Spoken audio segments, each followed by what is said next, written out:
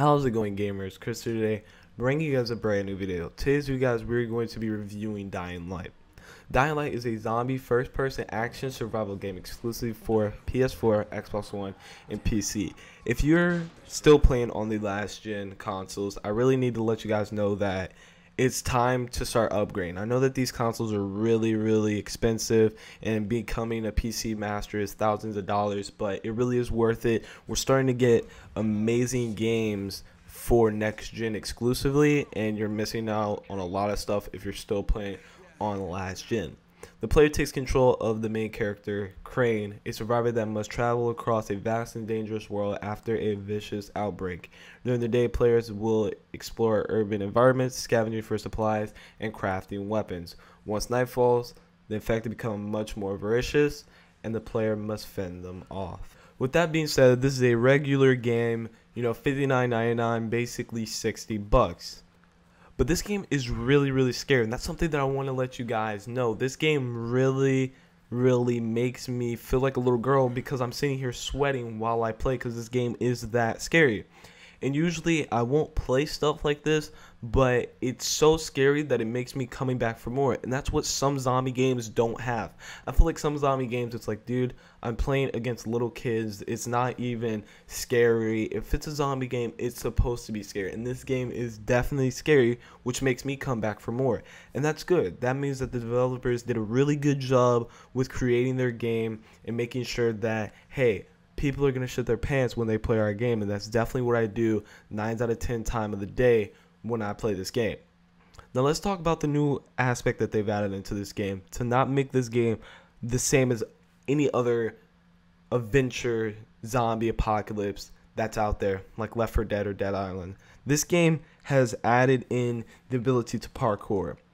Parkour is... Hopefully you all know what parkour is. It's really huge in our day and age. It's basically free running. People that like to free run, jump on buildings, jump off buildings, do crazy stunts. And they have added this into the game, which has made this game so more creative, and it allows us to really feel like we're in the game, like I said before.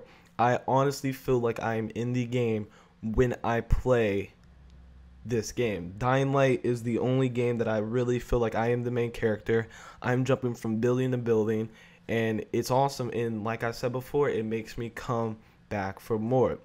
There's been no other game that has added in parkour in a zombie apocalypse first person adventure, and this game has really done a great job. Now I'm not gonna lie, the parkour sometimes can be a little bit weird. I'm trying to jump on this ledge and it makes me grab on this ledge, but that's something that you're going to have happen because it's not going to always be 100% working. Assassin's Creed is the same way. If I look at a ledge and I'm trying to jump up there, sometimes it doesn't work the way how I want it to work, and it just does something else. But this game still has done a really good job with its parkour. So if I had to give its parkour a rating, definitely 10 out of 10. It's that good. The aspects of the game, the graphics, I'd have to give it a 10 out of 10 as well, because this game just looks so beautiful. A lot of developers really, sometimes they lack the graphics. They overlook the graphics and they look more to features, and they look more to if the game is good features wise and fighting wise and whatever the game is about that is better than its graphics. But this game really does make its graphics its #1 priority, because you don't want to be playing a game that looks like crap. We're at next gen, and I want to be playing on a game that really looks like a movie, and most of these games that are coming out in this time, 2015, they're starting to look like movies, and this is definitely one of those games that looks like a movie. When it goes into a cutscene, I'm like, am I still playing? I don't even know if I'm still playing a game. And then when it comes from a cutscene, I'm like, all right, I'm still watching the cutscene, right? And I'm actually starting to play. It's really interesting to see how games have started to look more like movies and less like video games. With that being said, that just makes me as a customer and player way more entertained and just coming back for more. Definitely there's another game like this from the same developer, definitely going to be getting it, because they have just done such a good job with Dying Light that it just makes me want more of their games. Even though I said that this game is really fun, it's definitely worth you guys' time, and that it makes me so scared that I come back for more. there honestly has to be issues because no game that comes out is perfect. Each game that comes out has its own problems, its own cons, and things that need to be fixed, or just things that each player doesn't like. And with this game, there's obviously those type of things. One of the things is the fighting aspect of the game. Sometimes the fighting aspect of the game can be very glitchy. Sometimes when you're hitting zombies, they don't take damage, but you're clearly hitting them. And then another one that happens to me a lot is when there's a lot of space between me and the zombie, and the zombie swings and I'm really far away from it, it'll still lock onto me, grab me by my neck, and then after that, every other zombie is on top of me, destroying me, and I'm eventually dead.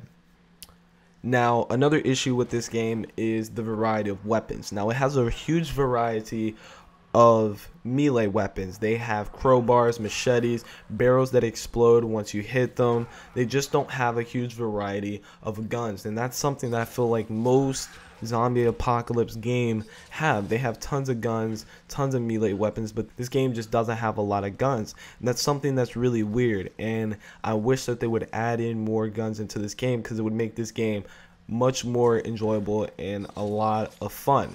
While that's an issue, this game doesn't give you a lot of ammunition for your rifles or pistols, and that's another problem that I have, that I wish that they would give you more ammunition, because if it's a zombie apocalypse game, you should be using weapons / guns, and you should be getting a lot of ammo. Most of the weapons I find, or most of the guns I buy, only have 2 bullets in it. That's not going to do anything. This game is just like other zombie games that have different variety of zombies. One of those is spitters. Those guys shoot out goo that hurts you when it touches you. Then you have bombers. When they get close to you, they explode. You have tanks. They're basically tall zombies that have weapons in their hand, and they basically hit the ground. If you get hit with that, you're gonna fall down. Then you have runners that just got infected, and they have a little bit of human characteristics still inside of them. So once they see you, they're running after you unless you shake them off, or they kill you, or you kill them. And then you have zombies that run away from you when you have been hurt or seen. Those zombies have a marsh on their arms. So if you guys aren't playing Dying Light, you guys are really missing out on a first-person zombie game that's actually fun and has a lot of action. So I'd really highly recommend this game to anybody that watches this video. If I had to give this game an overall rating, I'd give it a 9.5 out of 10. Hopefully you guys enjoyed today's video. Please give it a thumbs up. And also subscribe to the channel. As always, it's been Chris here. I'll see you guys in the next video. Peace out.